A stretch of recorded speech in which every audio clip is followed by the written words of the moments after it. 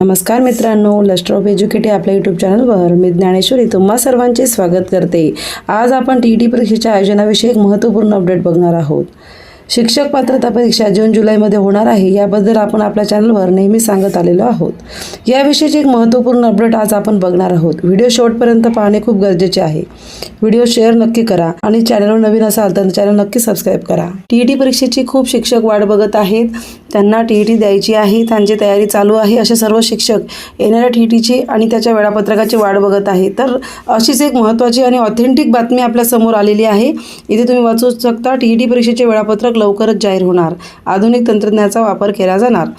तर इथे तुम्ही ही बातमी वाचू शकता। महाराष्ट्र राज्य परीक्षा परिषदेकडून घेण्यात येणारा टीईटी म्हणजे शिक्षक पात्रता परीक्षेचे पुढील वेळापत्रक लवकरच जाहीर होणार असल्याची माहिती महाराष्ट्र राज्य परिषदेचे अध्यक्ष जे आहेत नंदकुमार बेळसे यांनी दिली आहे।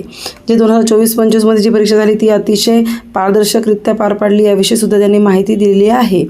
तर ही जी परीक्षा आहे ही जून-जुलैमध्ये होणार आहे आणि ह्या परीक्षेचं वेळापत्रक लवकरच जाहीर होणार आहे। साधारणतः मित्रांनो, आपल्याकडे 2 ते 3 महिन्याचा अवधी शिल्लक आहे।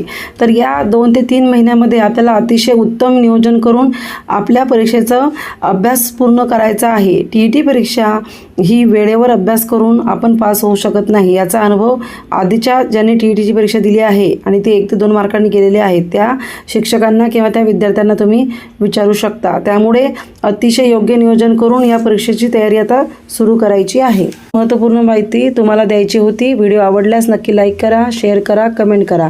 धन्यवाद।